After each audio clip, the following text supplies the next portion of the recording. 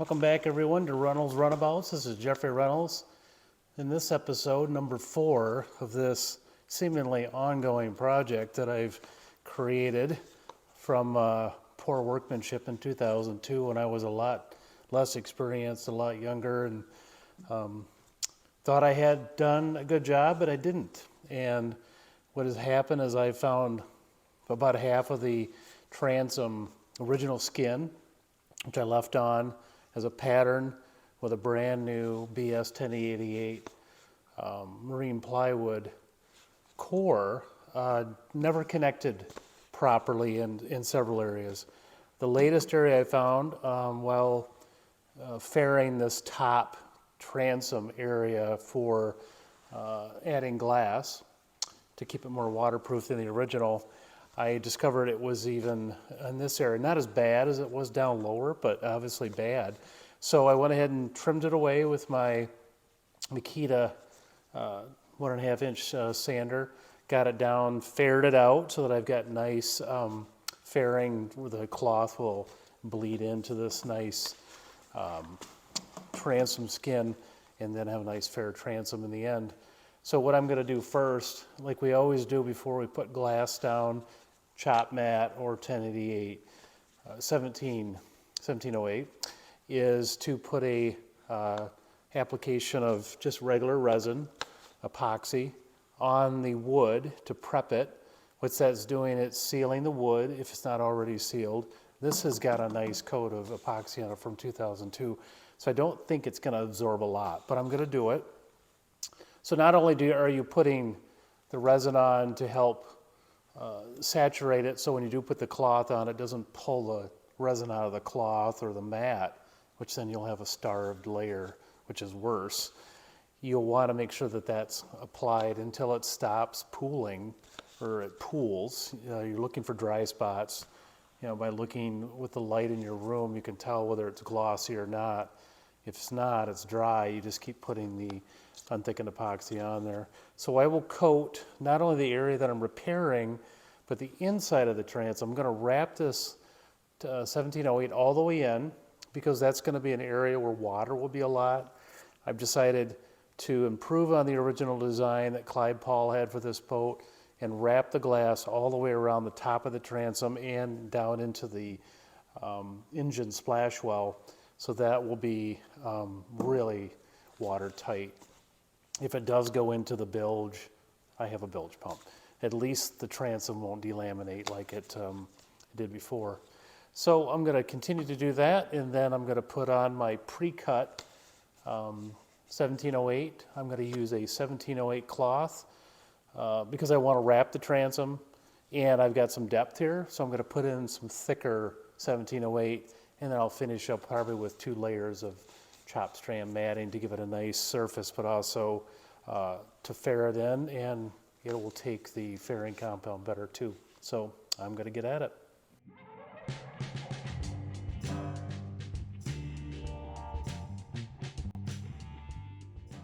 So you saw me wet down the surface first. I went back and looked around and didn't see any drying, which I kind of expected because this has been sealed so many times by both resin and Smith's CPES sealer. So I was pretty confident it was going to be all right. Second step, of course, is to mix up a batch of your resin, and I'm using milled fiberglass as what I call a filler coat. And there's always going to be imperfections that are a little bit deeper than what you think you have. This will help you put that thicker coat on top of this first coat of resin to just fill in those imperfections. And if you don't make it too thick, it will go into this 1708 cloth like resin. It needs a little more encouragement with the brush by stippling and using your fin roller, but you can do it. 1708 is really great stuff to work with. It's got a coating, I should say a layer of chopped strand on the back, which adheres really well. You always want to put the top strand down. That's why you always put chopped strand on top of it for your last 2 finish coats, because you don't have it on top. It's adhering to the surface and you're getting the cloth per se on the top. This is very pliable stuff. It's good for making radiuses around transoms. I've already made a rounded radius on this, so it should wrap over pretty easy. And because it has such great bending qualities, it just kind of forms to the radius that you've created. As long as you give it enough bend, you need to have radius to allow that to happen. It won't do a true 90-degree angle well. Nothing will, except maybe chop strand mat. So I'm going to go ahead and put on the big piece, and then these are smaller pieces. Just to save material, I want to just make 2 small pieces on the wings here, and then I'll fair them in, and it'll look good in the end. So here we go. I will start with the inside, which you saw a little bit of already. Put that in there.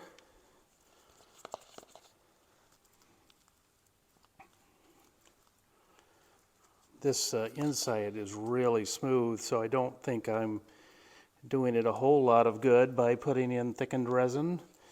But to be consistent with the whole job, I thought I would just go ahead and do that, just in case I missed them. Then I'll go ahead and put this on the top. Of all the places, there's probably going to be maybe some small voids, meaning a little chip in the plywood is probably going to be on the top edge. So I'm going to put a good coat of that in there, because this probably is your #1 culprit for letting water into your transom, is the top. And I think that's probably the reason why this transom, built in 1957, didn't last. And if I hadn't gone and addressed some of the problems that I created in 2002, it would have been similar problems even from me in my lifetime. And because Clyde didn't use a strip of fiberglass on the top of the transom, he just had a metal transom protector, they call it, for the motor to sit on. I think, they just went ahead and painted it. Maybe he had some resin in there at one time that, he probably thought would be enough. And these boats were meant to last 6 years. Like automobile manufacturers, they don't want you to hold on to the boat forever. They want you to keep buying cars. So this is no exception to that. Even small boat builders did that. So we've got the applied epoxy on there. I'm going to go ahead and put the first coat, and maybe the only coat, of 1708 on this transom, because it is in such great shape, and this is more of a preventive measure. I'm going to just go ahead and give this a little bit of a wrap just to kind of get it stuck. And then it really starts to bend once it gets, warm with the epoxy, and I'm able to work it a little bit. I can really get just this right here. I'm just moving it, and it's really doing a great job on this curve.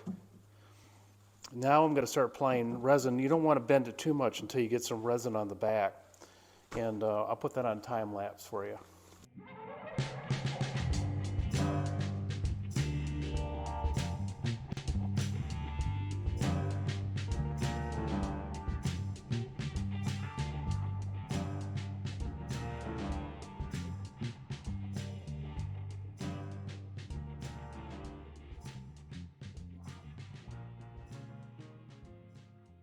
I was watching some videos this year, and they were of new boat construction, men and women working on brand new boats, and they were using the chop strand 1708 combinations, 2 of that and 1 of this.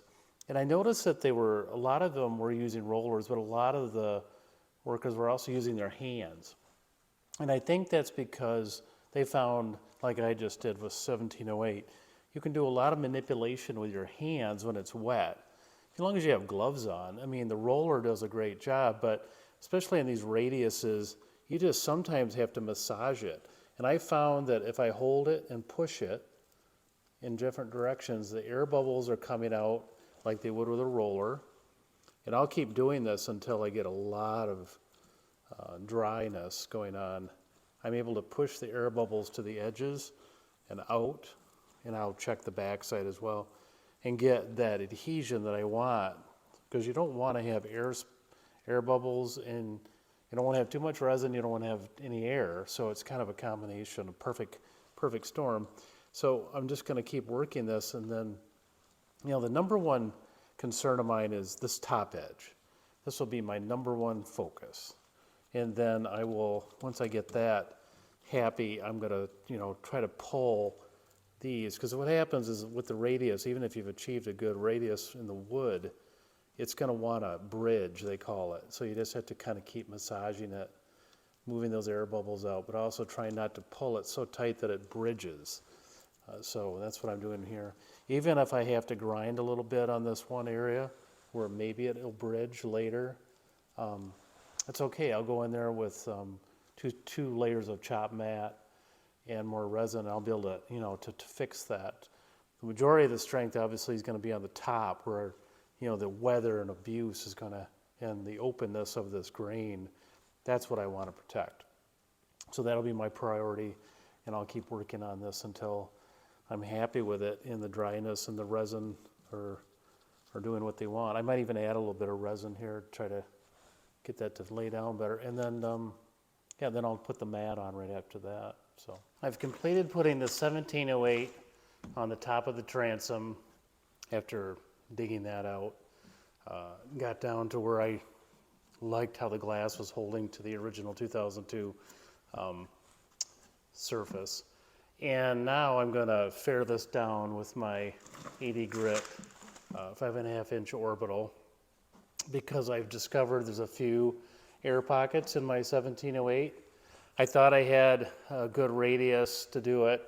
I left the shop not seeing any air pockets, but as is with 1708, if you don't get the right radius, it will bridge on a 90-degree corner. Not a big deal.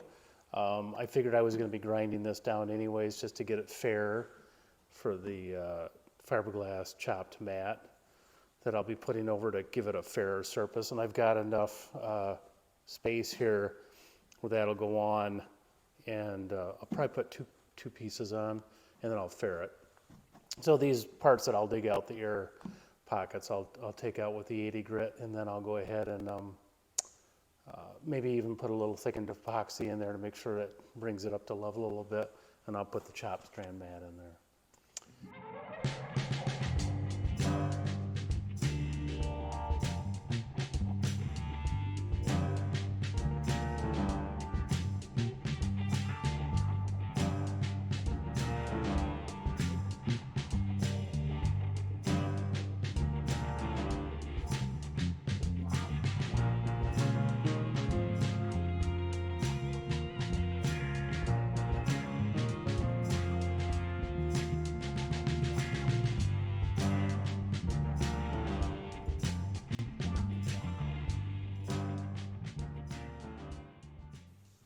I stopped sanding so I could show you what I'm addressing this morning.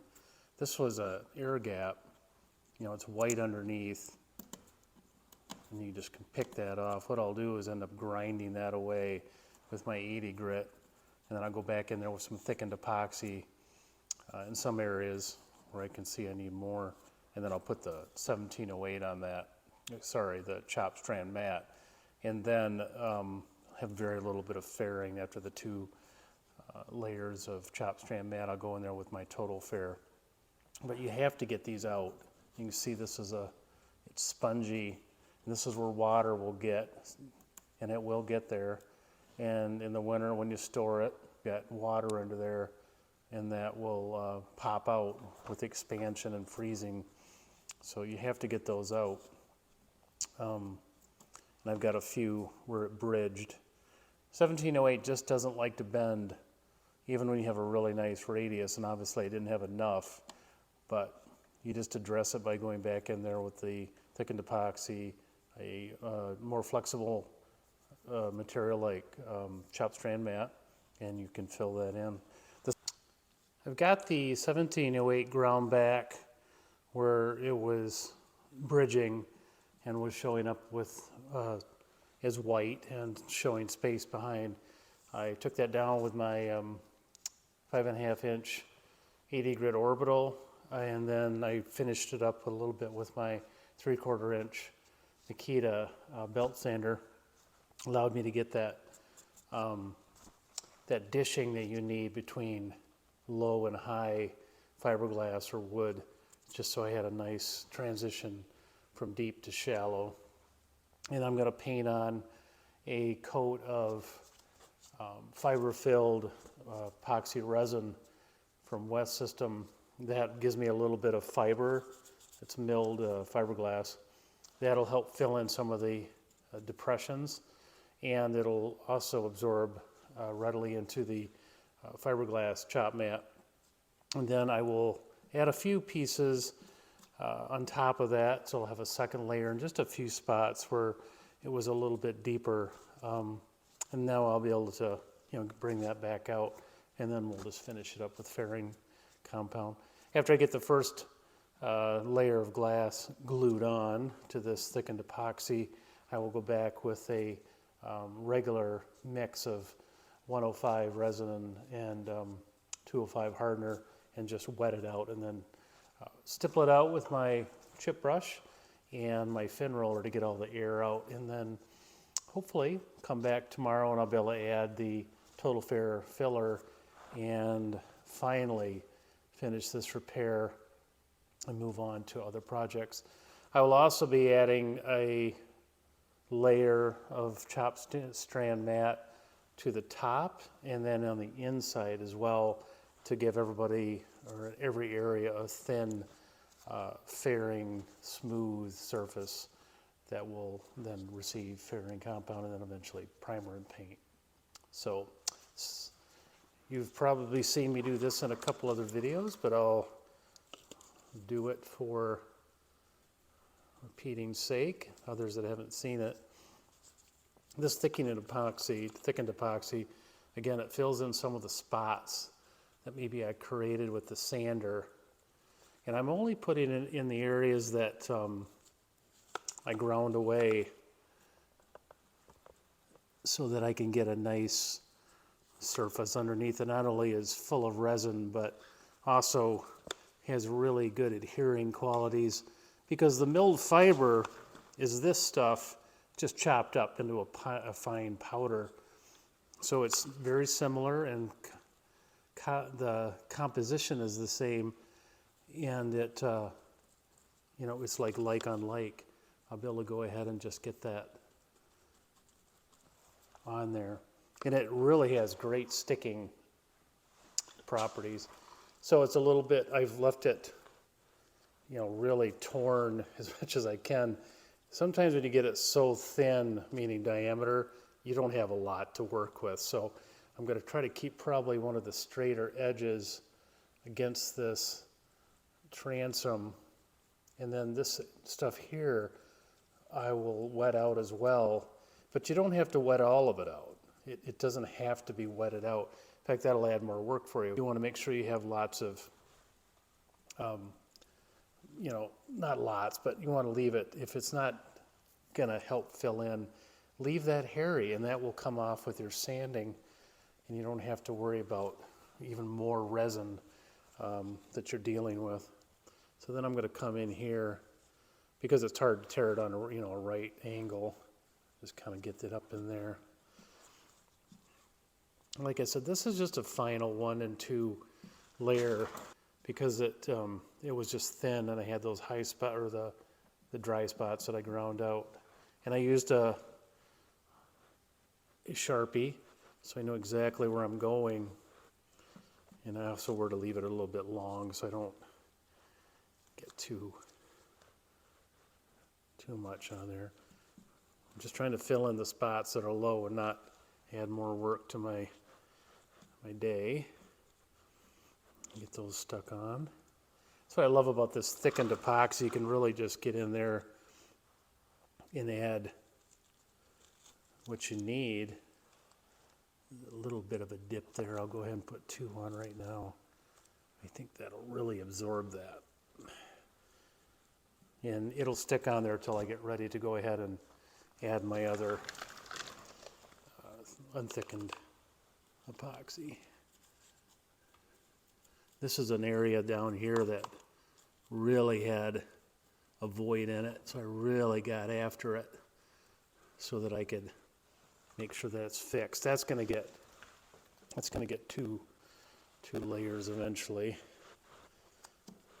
Remember, I'm only gonna put 1 on now, then I'll go back. I'll wet this out with unthickened, and I'll add another one to that. So just a mental note, keep track of where your 2 pieces have to go. I only have 2 to do that with. So yeah, okay, I'm back with my unthickened West System 105 resin with the 206 slow hardener. And now I'm going to just go ahead and continue to wet out the area that I've added chop mat to over thickened epoxy. Make sure I pull that to the edge. The mat is so much more pliable than the biaxial 1708 cloth.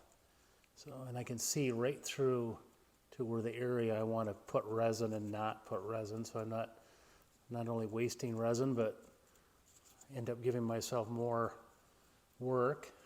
You can fold this mat right over, which is so nice. So you can give it a nice rolled edge there. In hindsight, I probably should have cut my 1708 biaxial cloth in a strip on the top and then went ahead and put in a cut piece. Probably I'd be right back where I am now. I wouldn't have had to grind it off. I can't get, I knew I wasn't going to be able to get a great edge for that biaxial cloth to wrap around. And I should have just went ahead and just went with 2, a piece here and 1 on each back and front. Yeah, I learned. I tried each time thinking maybe I've got a new technique that can do it, and I know people can do it. I know like Andy Miller on Boatworks Today can do it. Andy probably had a better, his latest video he's doing, he did a whaler, I think, transom, and it really came out well. But I think he had a lot more bevel to that edge than I was able to get. So that makes all the difference. And sometimes I guess it's worth just experimenting to see what sort of bevel you need to get 1708 biaxial cloth to lay down and not bridge on a corner, outside corner. You can do it on an inside corner a lot easier by using thickened epoxy like peanut butter and creating a bevel on an inside corner that the cloth will roll with. I find it'd be a lot easier to do an inside corner in general, but also when you add that peanut butter fillet to help ease it. So just some things you can play with. I'm just going to stipple this out, and then I'll go back with my finned roller and push out any extra. I'm not being terribly stingy with it, but I'm also just trying to get it to lay down in the area that I know is needing some filling. And I will go back probably tomorrow and figure out whether I need to have another layer in areas other than the ones I know I need. Because remember, I only did the top here where the bridging was, so I shouldn't have too much. In fact, I only have 2 pumps of resin, knowing I didn't have a whole lot to repair. You can see on the brush, this is the that is the mat breaking down with the resin, which is what resins are supposed to do. They're breaking down that fiberglass to make it more adherable to the surface that you're repairing. So there's my double. So I'm going to take that guy off temporarily because it doesn't have enough resin just with that thickened epoxy. So I'll go ahead and put another one in there right now because that needed a little extra. I really had to dish that area out. It's like going to the dentist.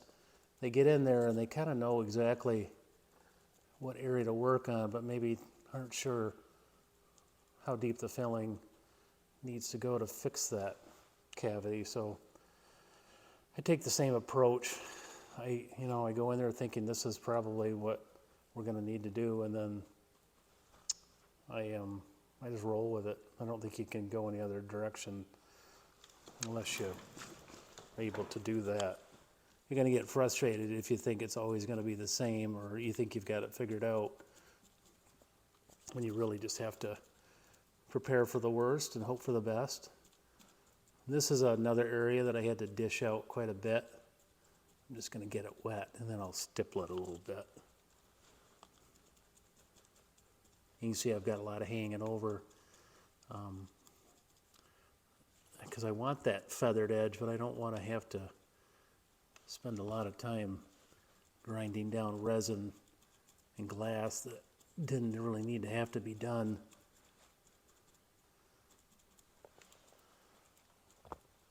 Important thing is get it stuck on there.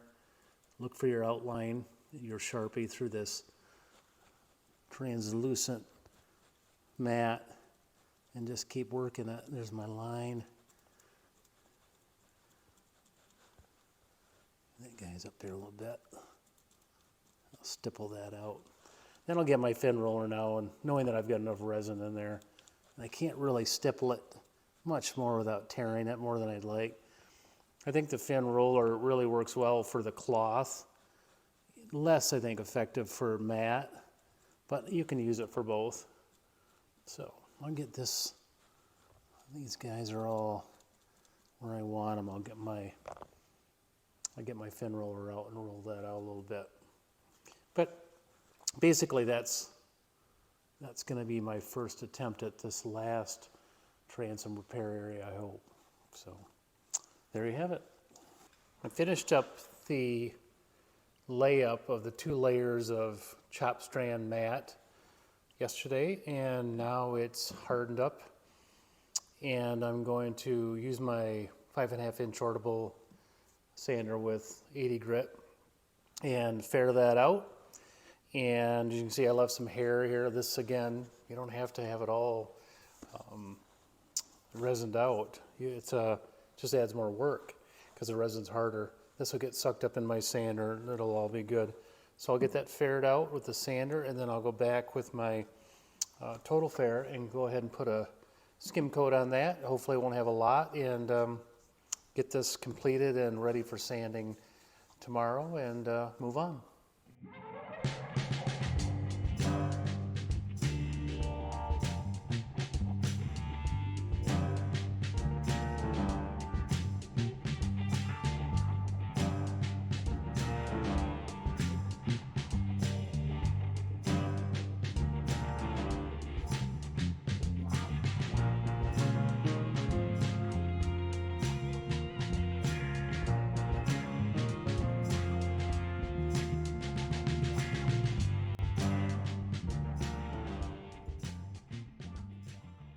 That completes the final fairing compound application with Total Fair by Total Boat.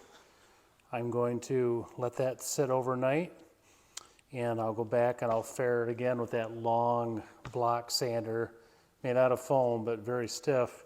I'll do both the inside, the outside, and then I'll do this top rail, which has a little more, obviously, as you can tell, some radius. Here I'll end up doing that, a lot of that in the curves, at least with my hand with 80 grit and some lighter grits, depending on how fast it goes off. And I'll call this job done. So Thank you for tuning in again this week. I hope to be back on a 2-week schedule now that I'm done traveling and have some other things on the boat that I can show you. Please subscribe if you haven't already done so, and if you like the videos you have seen so far, please hit the like button, and I will see you in 2 weeks.